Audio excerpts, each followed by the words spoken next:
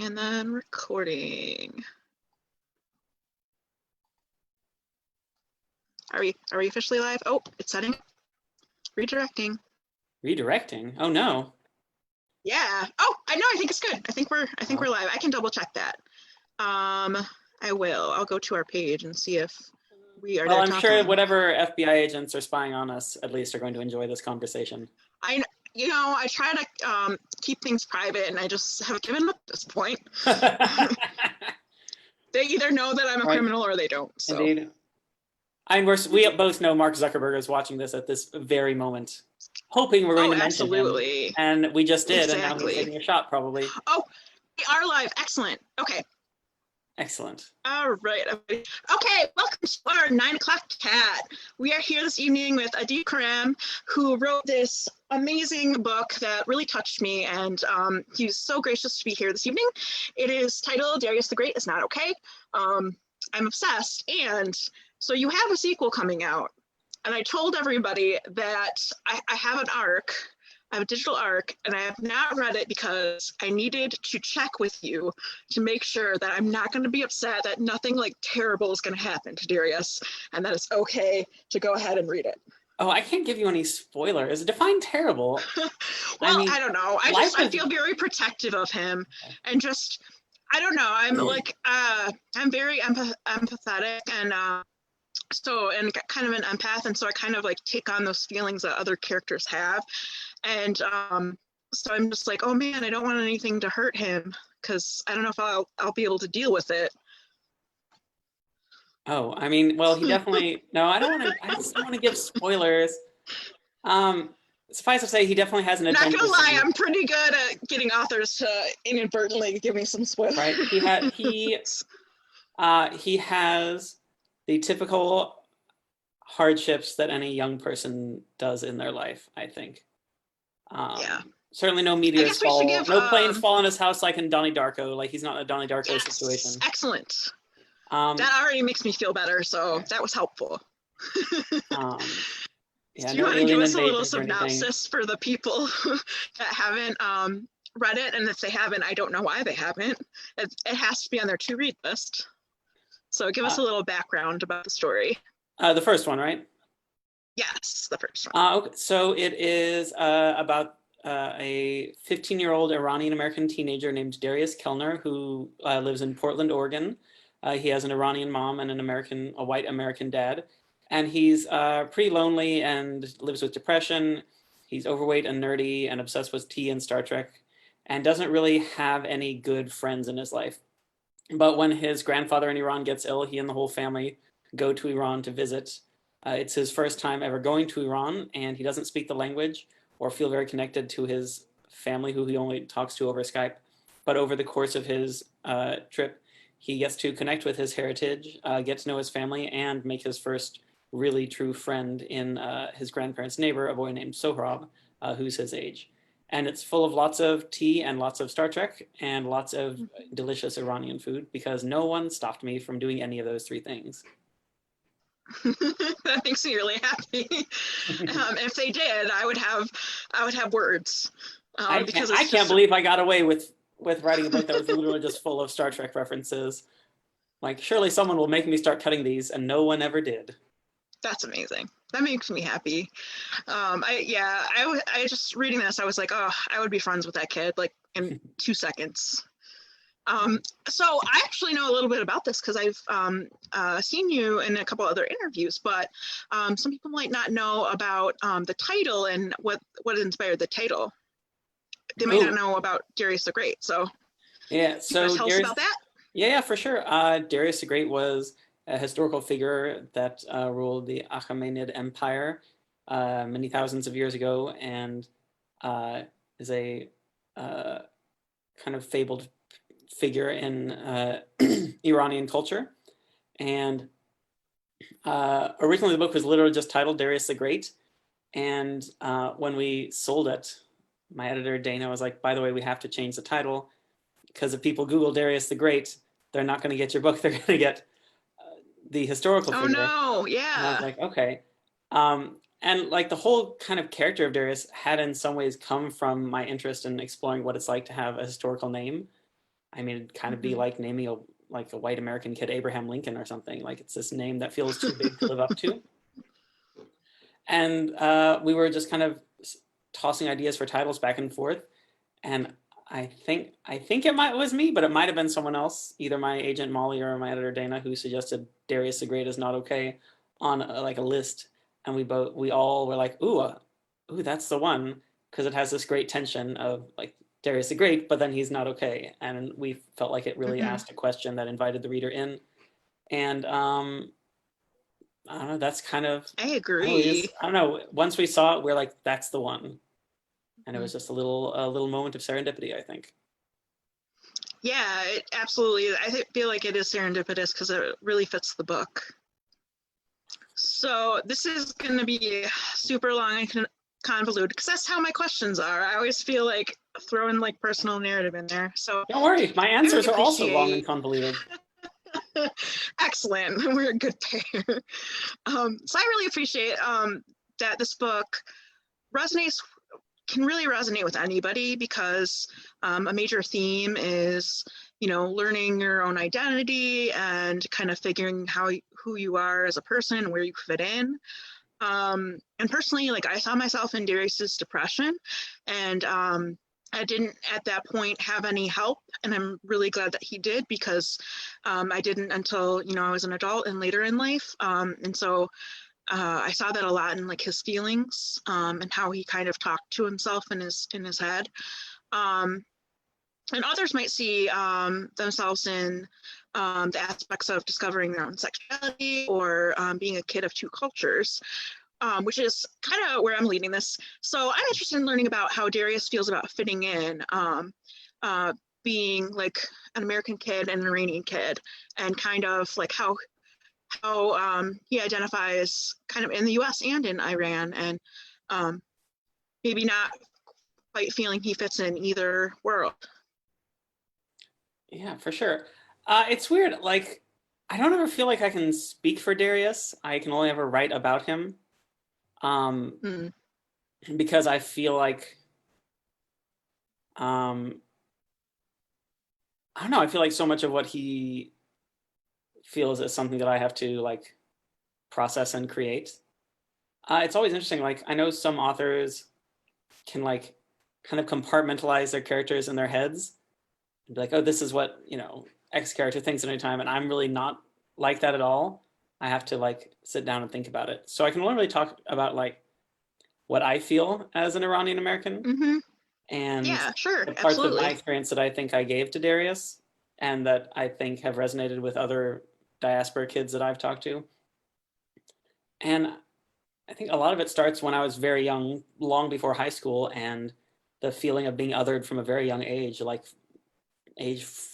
like 4 when I was in daycare, preschool type situation, and kids couldn't or wouldn't pronounce my name correctly, so they called me a dweeb.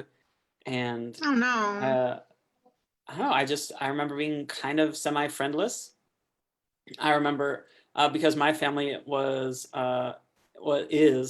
Baha'i. I myself am a heathenist atheist, but my family is Baha'i, and when I was young, I didn't know that I was not Baha'i, and so growing up in Kansas City, Missouri, which is a very white, very Christian, fairly liberal for a red state, but still like very homogenous culture. Yeah. I felt very self-conscious being like, oh, I don't really celebrate Christmas.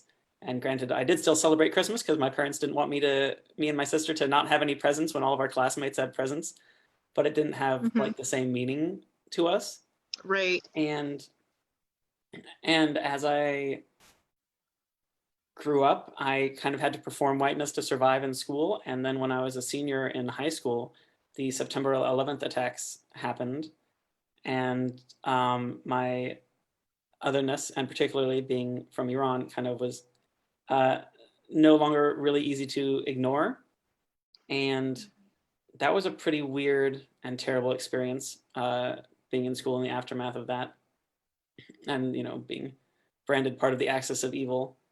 And then as I moved on to college and moved away from my family because I went to school in outside of St. Louis, and so like family was close but not that close.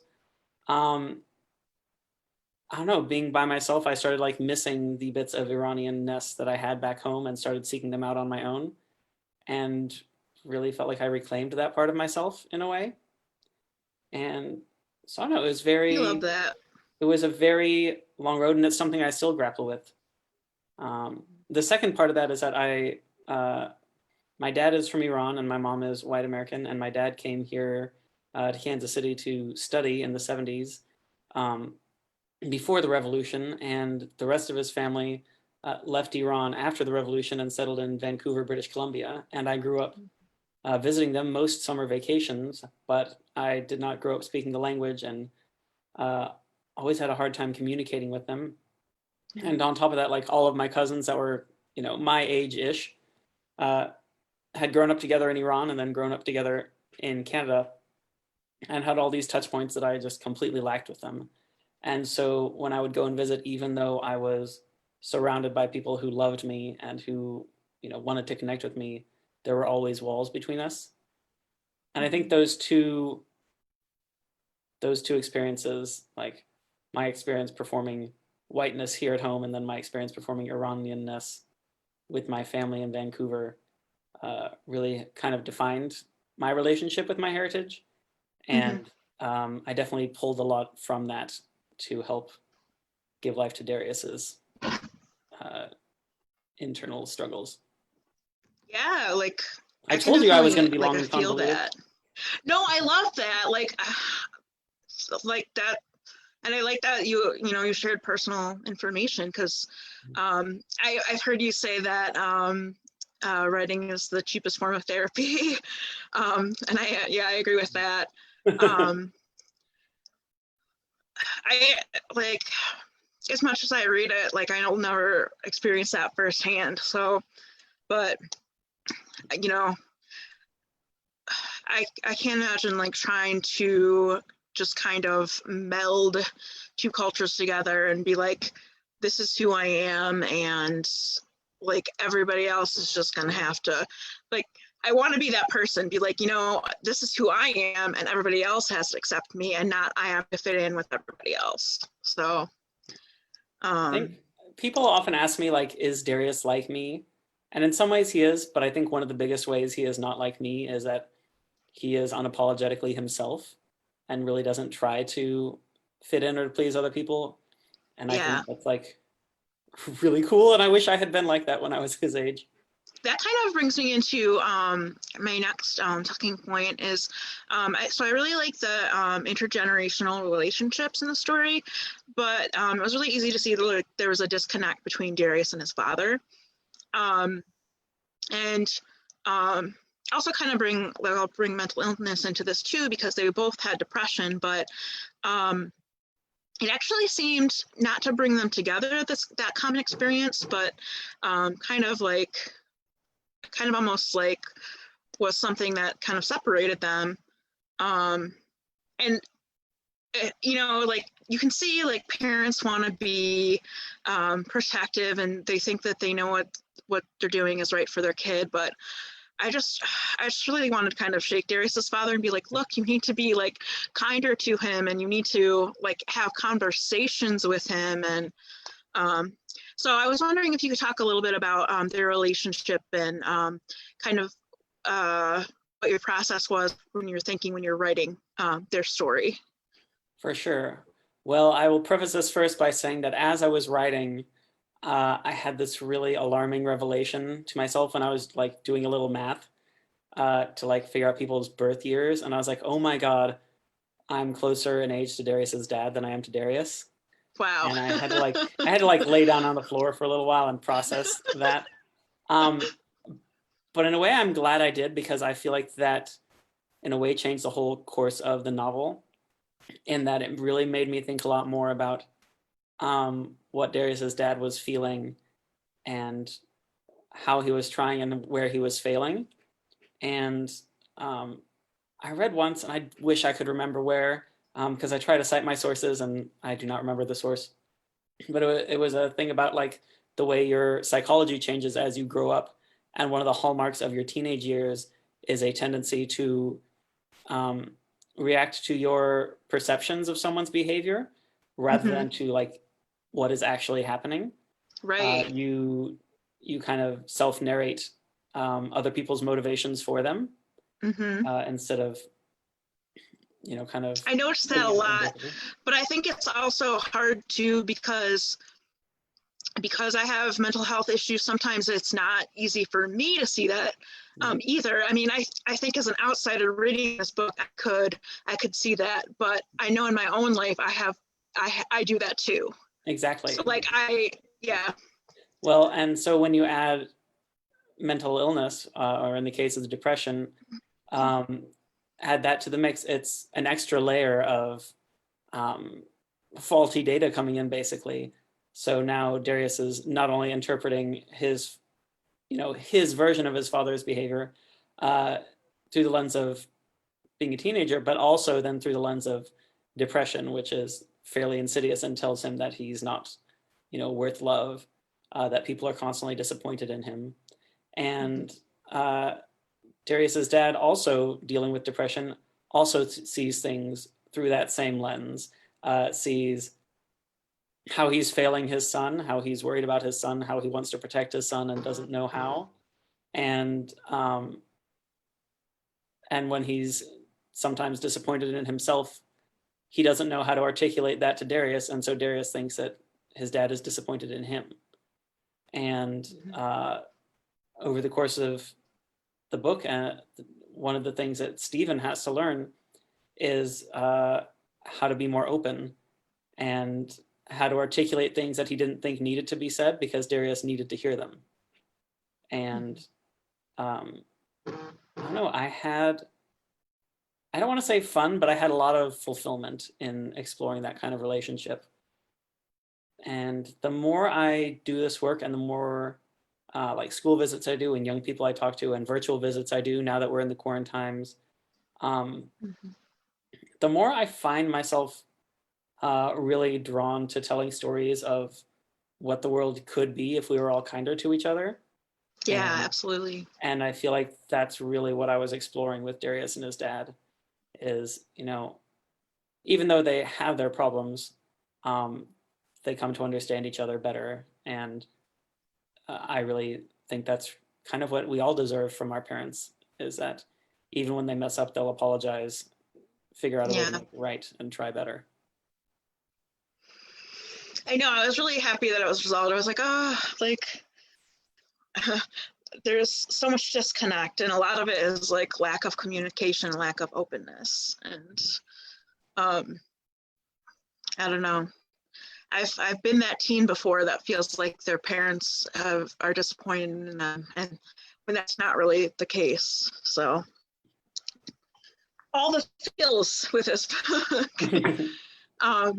So I want to talk about how Darius is like a tea expert, and I love that component of the book. It was like tea is like another character in this book.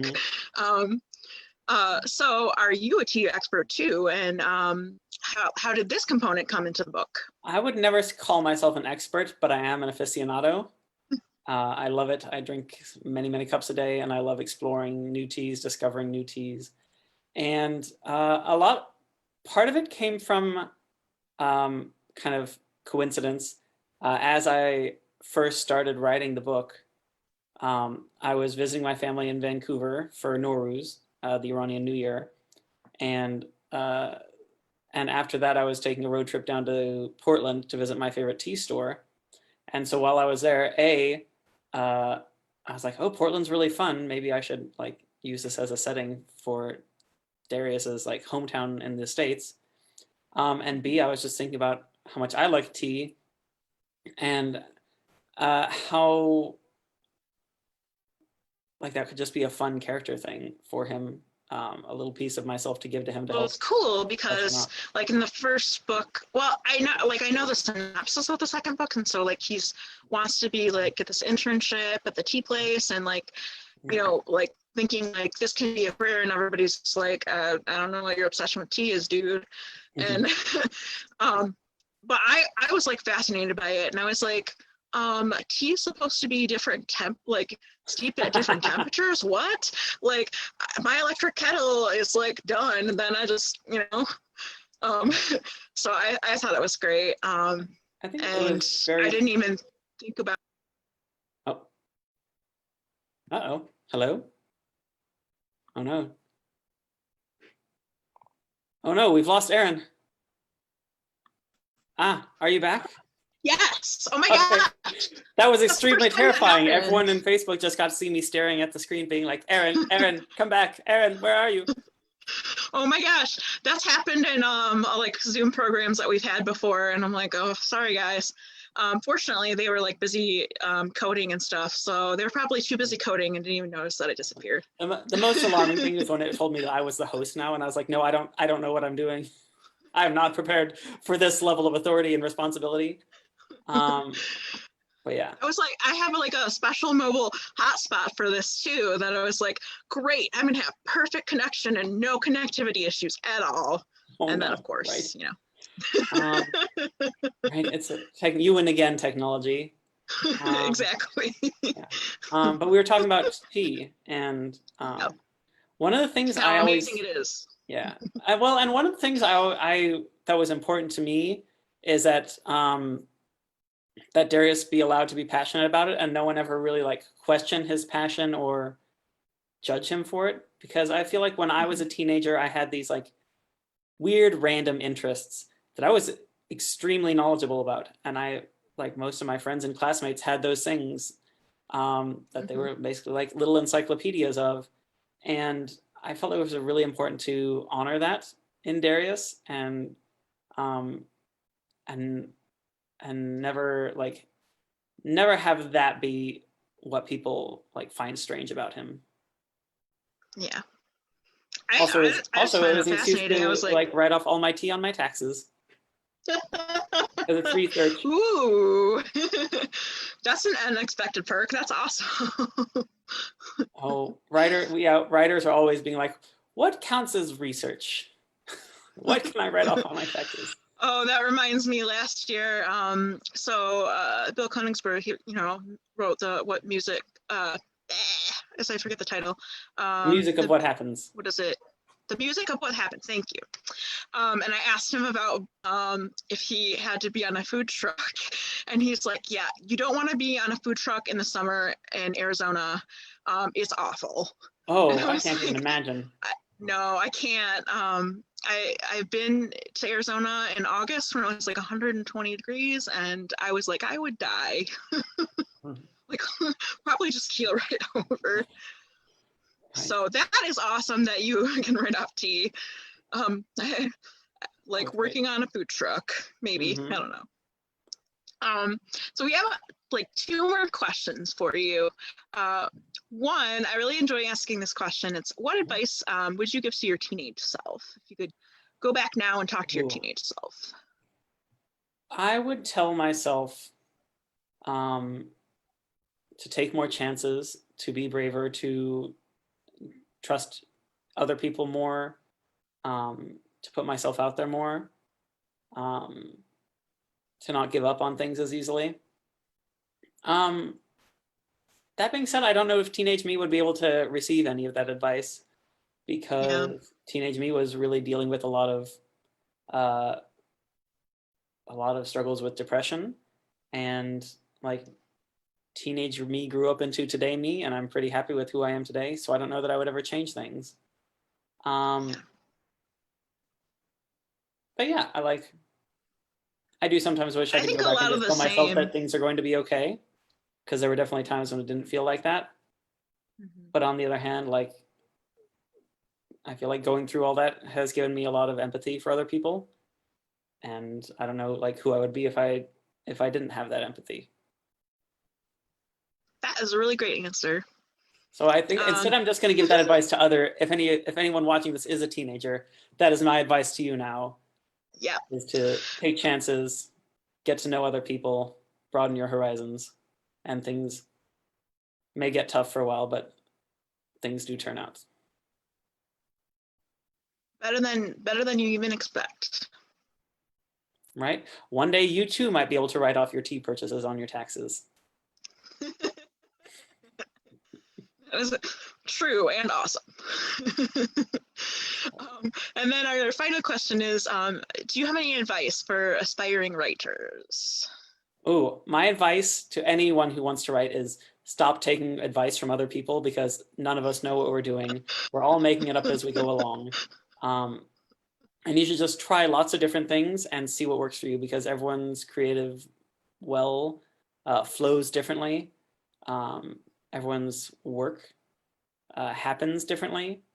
And don't ever listen to anyone that tells you there's only one way to do things. And if that's too vague and annoying, I will say one of my favorite pieces of advice I ever got, which I did end up listening to, and that really helped me understand what the craft of writing a novel was, is I was told by literary agent Janet Reed, who runs a blog online, like a blog, I think it's just, I don't know, you'll have to Google it. I'm blanking on what the address is, but if you type in Janet Reed, R-E-I-D, you can find her blog. But she gave the advice to take a book that you really love and sit at your computer and type the whole book out for yourself. And I did exactly that with one of my favorite books, Aristotle and Dante Discovered the Secrets of the Universe. One of mine too. And it's so good. And I just felt like I learned so much about what it feels like to write a novel, as opposed to just sitting at the computer and writing words, but like to write a novel. And there was kind of an interesting muscle memory that developed of like writing for long periods like that, which I think helped me develop discipline as a writer. But also when I was like having to copy out the words instead of just reading them, it made me slow down and appreciate the way that they were constructed. And I really feel like I became a better like writer craft-wise from that exercise. And so now kind of anytime I'm feeling like stuck, I'll pick a favorite book and I'll just like start writing out a few of my favorite passages from it to kind of remind myself what it feels like to write good books. That's awesome. It's so funny because I had like blog posts for to recommend books, but I just can't even imagine. Like I feel like I'm a creative person, but I can't imagine actually sitting down and writing anything and it being like its own creation. Like I just enjoy everybody else's and share that with the world. Right, but I mean, even the blog posts you write are your creation. They're your conversation. Yeah, with the work. It is. It's mostly encouraging other librarians to purchase the graphic novel titles that I'm reading. But oh, nice. What are you reading right now? Oh my gosh, I'm on the Great Graphic Novels Committee through YALSA. Okay. And it was last year, and so I'm excited to talk to Malaka because I can tell her that I was on the committee in the year that her graphic novel was made the list. So nice. And this is the first year we're having a graphic novelist in author chats. So I'm excited. I want to expand that too in the future. That's awesome. But I'm reading a lot of things right now. I can't even, oh gosh, what was the one I just finished? It was like, The Dark Matter of Mona Starr by Laura Lee Gillage. It's really, really good. It's actually about depression. So that's, it was really poignant to me because, so that's what she calls her depression. She calls it her dark matter. And this was the first book that I've seen written for kids and teens that went through basically, so she got a therapist towards the beginning, and her therapist was like, okay, let's do this work, and I want you to write down all of the triggers that you have and then things that make you happy. So and like they go into this and then write your feelings every time something happens that affects your mood or whatever. Write down what happened and the emotions you're feeling. And just like she does all of this work as like a high school kid. I'm like, oh, I wish that I had that experience then, and that I knew the things that I know now about myself and how I think about things and how I deal with emotions and triggers and bring myself up. I wish I had all of that then. So it's fantastic. I highly recommend it. Oh, that's awesome. I'm going to add it to my list. Mm-hmm. Oh, so we're gonna be wrapping up, but I want to remind everybody that if they have submitted for the giveaway, they can win all of the books from the author chess going on today. So you can win Darius the Great Is Not Okay, but not in my copy because I'm keeping it forever. Actually, there's I feel like you should be very excited that I get that on my shelf because I have very few YA books that I actually like to keep in physical copy. Aristotle and Dante, of course, is one of them. And I see you have Love Creekwood on the back. I do. I have a your spare. card. I got mine is elsewhere. I'm still working my way through it, but I always buy an extra one of any of Becky's books because she just does so much for our community, and I love to support her. And then I do giveaways once it's like easier to go to the post office again. So I have Simon, Simon versus the Homo sapiens agenda 2, of course. Oh yes. And wait, how do I do it? Oh yeah, there we are. That's where they are. My whole Becky Albertalli collection is right there. And then these are the spares. I would love to get you know, authors like her and author chats, and I don't know, maybe if I like appeal to them personally, like when I wrote you, that they would be like, okay. It was really cool because we got to chat with Nicola Yu the year that her first movie based off of her book came out, and so that was cool because we got to talk about that process about awesome. Yeah, so super exciting. All right, so thank you so much for joining us this evening. Thank you so much for having me. This was so much fun. Awesome. I'm glad. I love it. I could literally talk to authors like all day long, like every day, pretty much. Awesome. All right, so bye everybody. Look for our 10 p.m. chat with Malaka Garib. So we're gonna go ahead and